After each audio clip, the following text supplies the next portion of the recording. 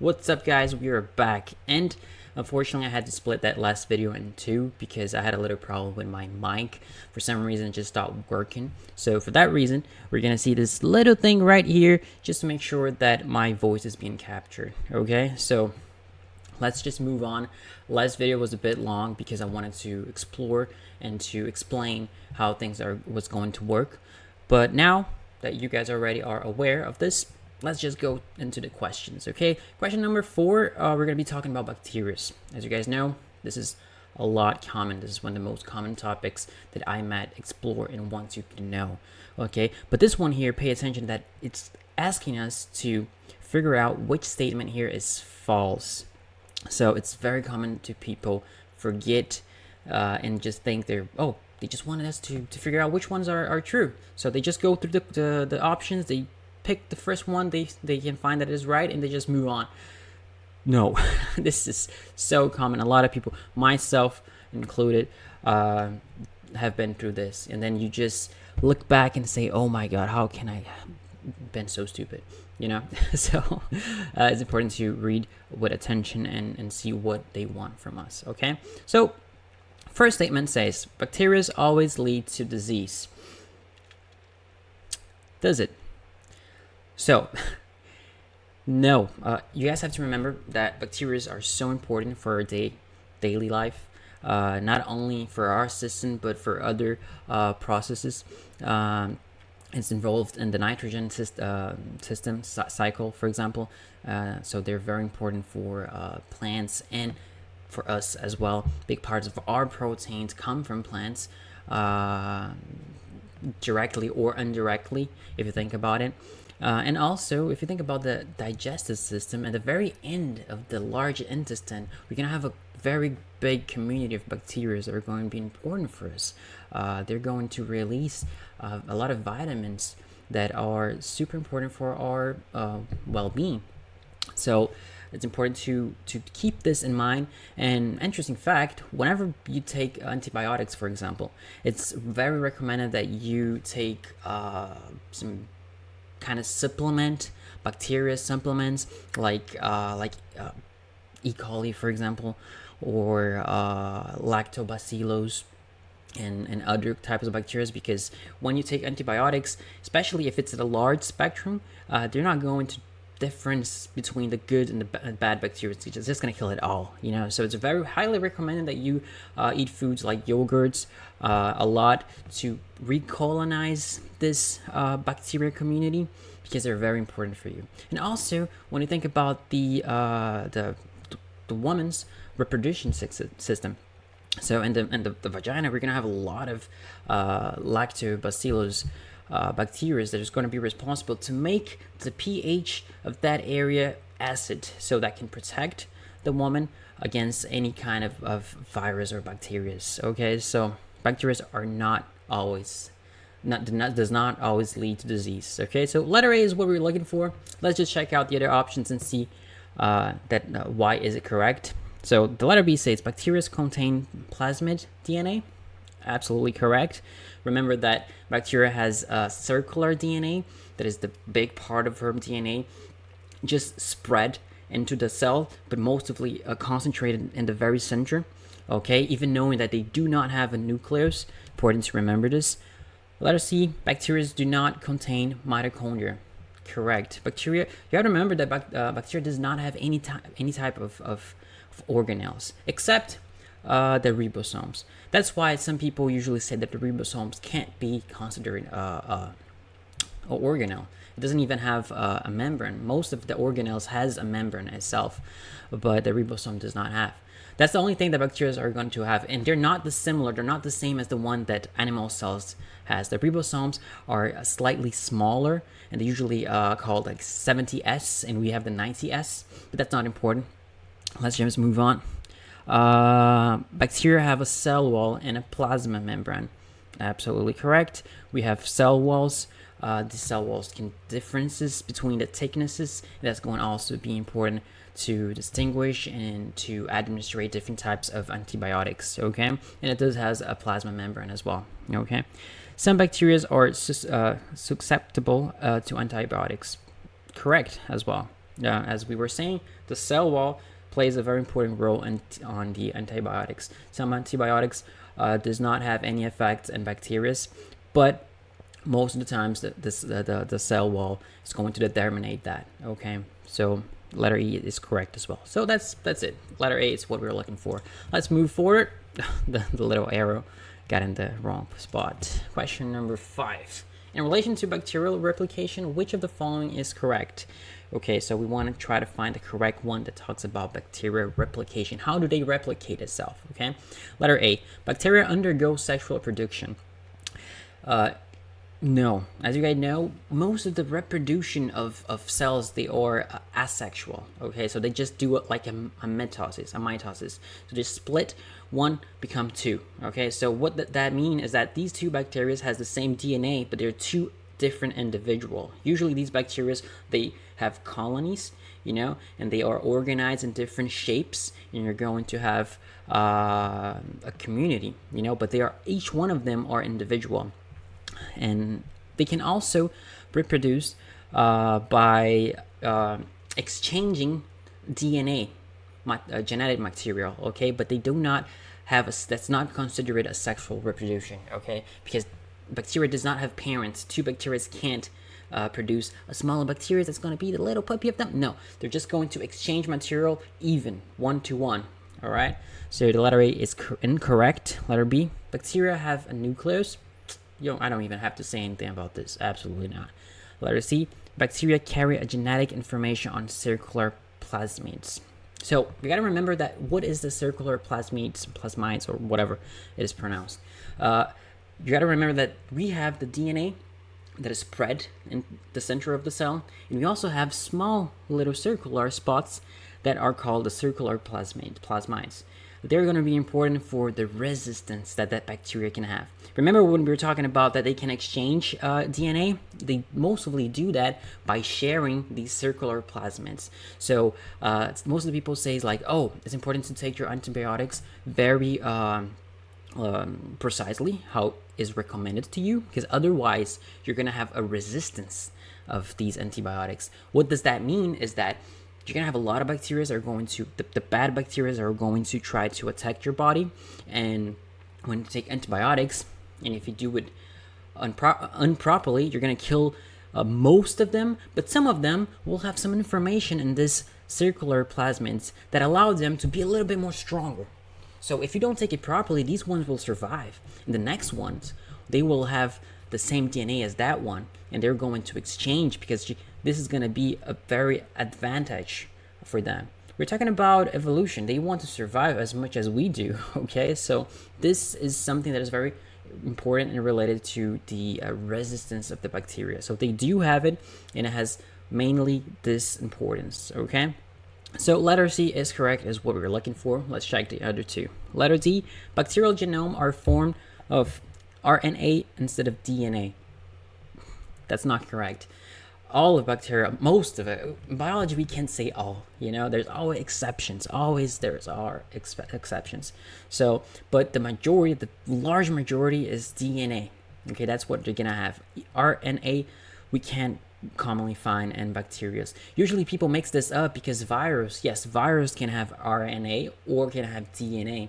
The SARS-CoV-2, it was a RNA virus, so that's something that people can usually mixed up, but no, bacteria, they're mostly are gonna have DNA, right? So letter E, bacteria requires gametes to replicate.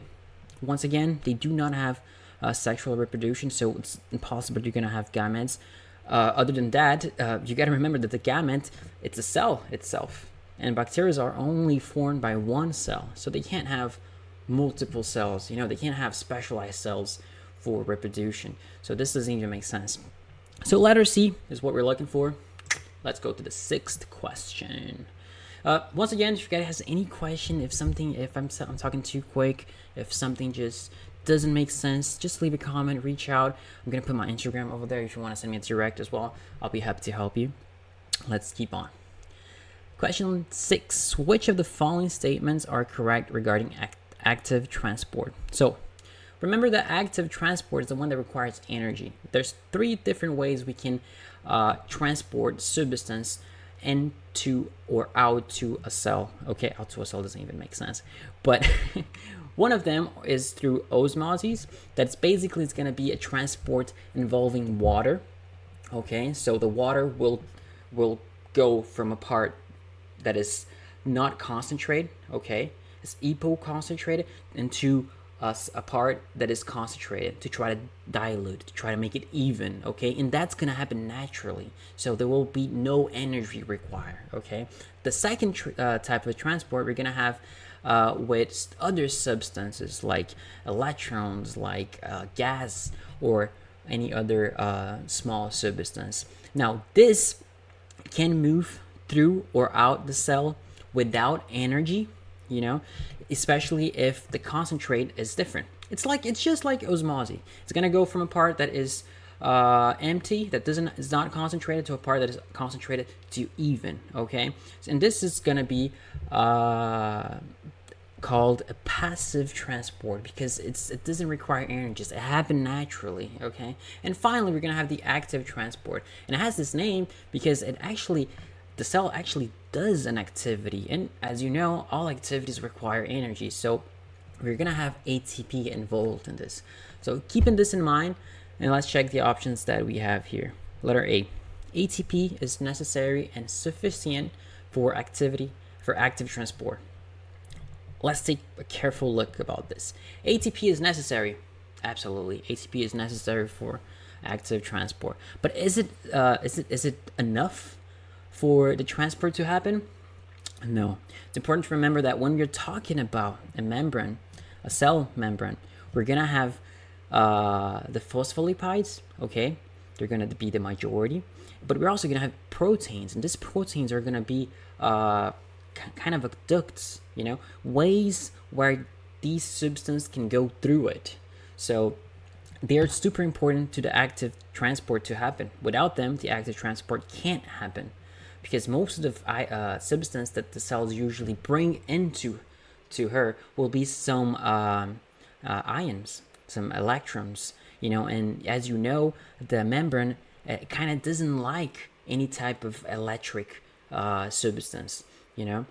So this protein is going to be important to make sure that there will be no contact between the substances.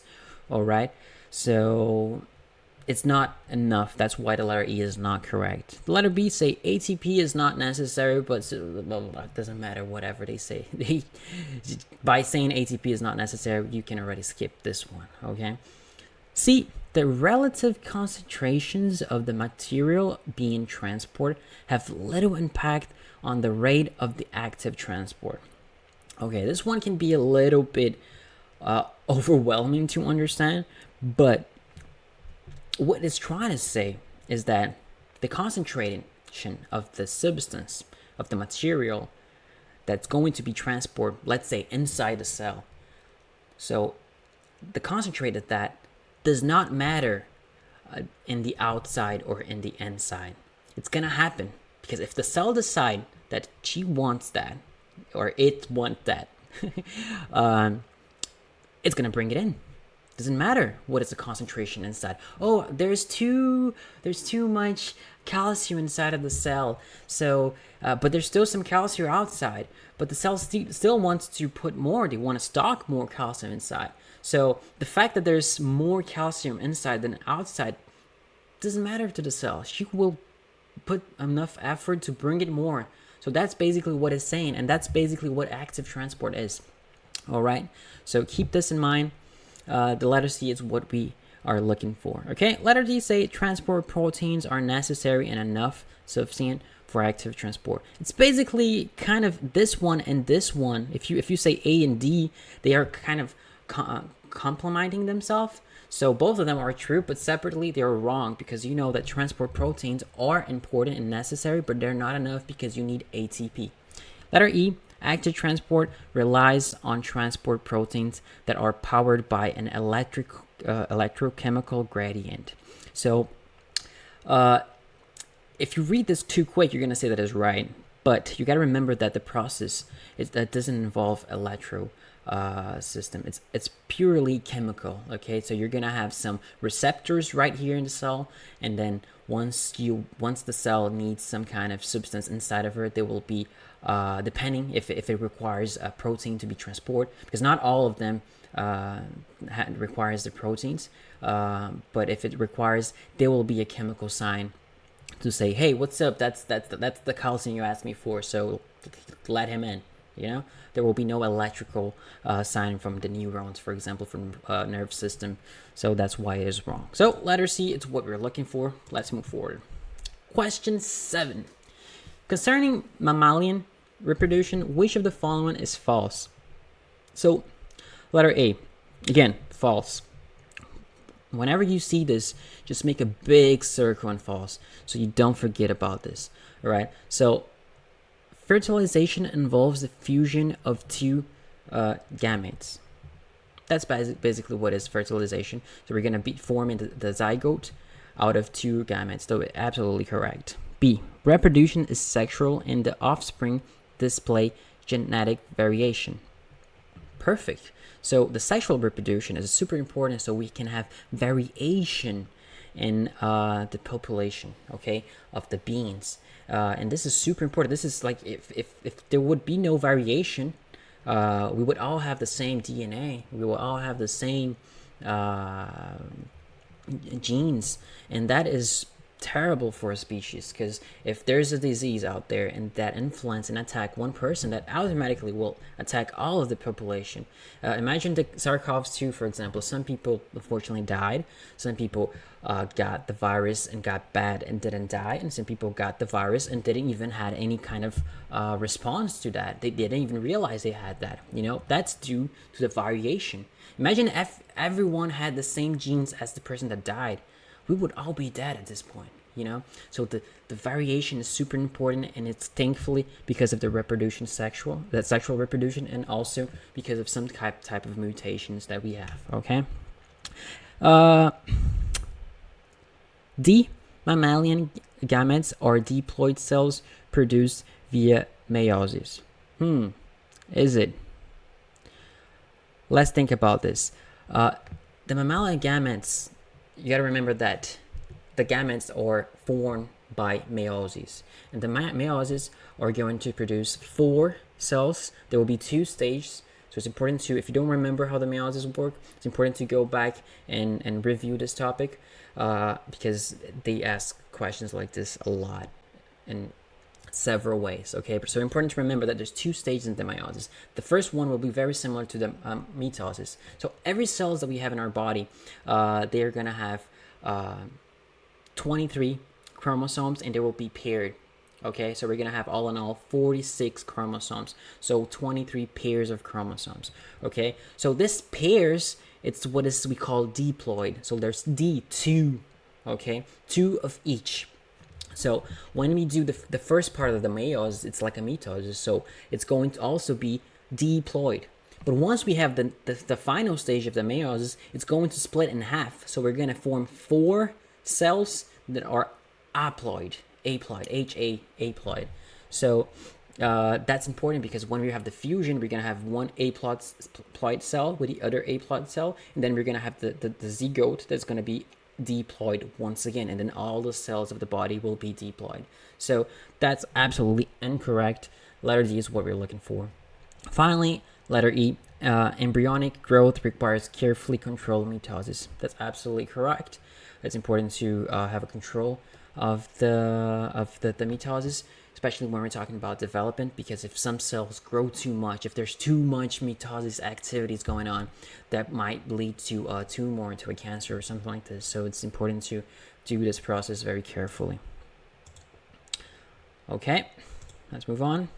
8, which of the following applies to Mendelian inheritance? So I know a lot of you guys might be, oh my god, I hate genetics.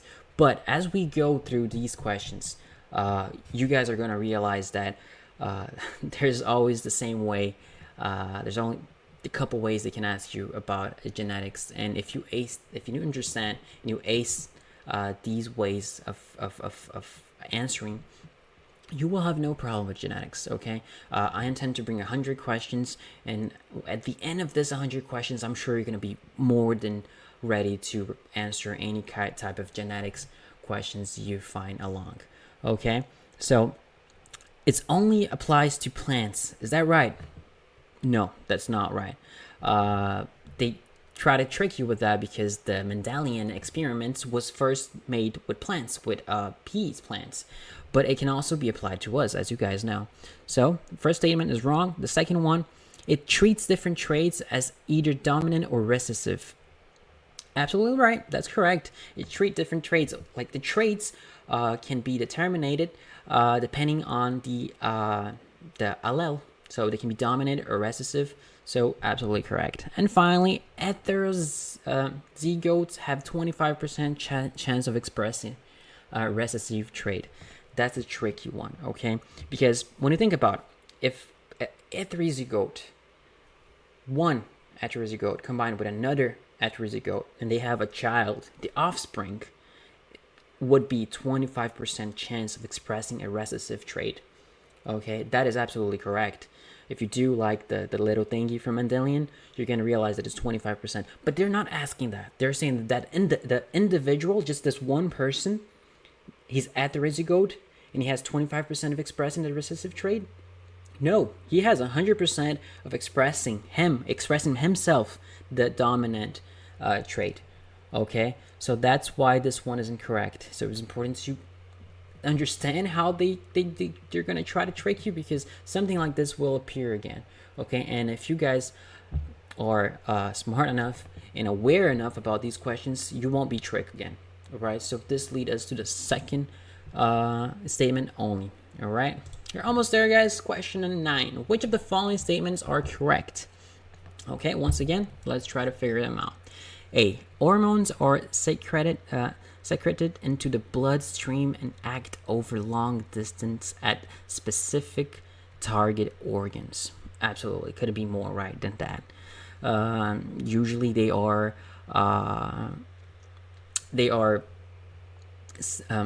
secreted, and they're very specific. Okay, they can be activated in a long distance, or it can be close. Okay, it doesn't matter. But the most important information here is that they are very specific. So this is what we were looking for. Let's check out why the other ones are wrong. B, hormones are substances that almost always cause muscle to contract. No, that's not right. We do have a hormone that does that, the oxytocin, that is produced by the hypothalamus and stocked in the epiphysis. But it's just an exception. Most of the hormone does not do that, if you think about it. And the digestion system and our thyroid control, for example, there's nothing to do with muscles. So no. C, hormones have no impact on the nervous on enteric systems. As you guys know, we do not necessarily have any kind of relation with the nervous systems. Are two different systems. Okay, so they're trying to trick us with thinking that they're the same system. Okay, so the hormones are always derived from food and never synthesized. That's not true. Okay, we can have synthesized hormones. There are people that have problem with the thyroid and they have to take some medicines for that. So and we also can produce ourselves. Okay, we produce big part of the hormones we need. All right, when we have some debalance in it, then we have to supplement with some medicines with some synthetic hormones. Okay, so usually the food will help you to give your body the breaks to produce them, but they won't come itself from the food. Okay. E, hormones act rapidly to restore homeostasis. So the problem is that this statement has to, like, the rapidly has to be compared to something. Okay. When you compare to the nerve system, yes, this is completely wrong. Hormones compared to nerves, it's not rapidly. That's why this is not right. Okay. Nerves are way faster, has a way faster response to our body than the hormones. Okay, so that's why this is incorrect. So what leads us to the letter A. Last question, 10. Let's see what it wants from us. 1. Neural transmissions can be caused by both electrical and chemical stimulation. So when we're talking about synapses, when we're talking about information being passed through the nerves, it's important to remember that we have 2 types of this happening. Okay, it can be a fully electrochemical system. So you're gonna have energy passing through this neuron, and then when it goes to the very edge of the neuron and the beginning of the second neuron, we're gonna have some neurotransmitters that are the chemical responsible for making the other one polarize and bring forward the information. Okay, so it can be chemical, and it can also be electrical, fully electrical, without any chemical involved. In the edge of one on a neuron and the beginning of the other one, we can have dupes connecting them, and then basically when it's being polarized and depolarized, the information is being passed, it's going to go straight forward to the next one without even having to do anything. So that's also possible. So that's one. The first statement is correct. The second one, synapses ultimately result into production of an electrical current of a senile transduction. So synapses ultimately results into the production of an electrical current for senile transition. That's basically what synapses is. That's the definition of it. So that's correct. And 3, all synapses in humans are electrical and unidirectional. Yes, it is unidirectional, but they're not all electric. As you guys saw it, we have also a chemical stimulation to the synapses to happen. Okay, so this leads us to the 1 and 2. This was it, guys. I hope you guys enjoyed this video. If you did, please subscribe and leave it a like. This will help a lot to grow this small channel. I want to bring a lot of stuff, not only questions. I want to talk about the IMAT exam. I want to talk about the universities. I want to talk about some cutoff points, some strategies, and also some interesting information about each one of the university. I have been studying a lot. It's going to be my first time doing the IMAT, but I have been researching about this long time ago. So I'm here to help. I don't know everything. I don't have the answers for all, but if we stick together, we can definitely help each other out. Okay, I hope you guys enjoyed the video. Once again, don't forget to like and subscribe, and I hope to see you guys on the next one. Raindrop, drop top, smoking, no cooking the hot bar, fucking on your bitch.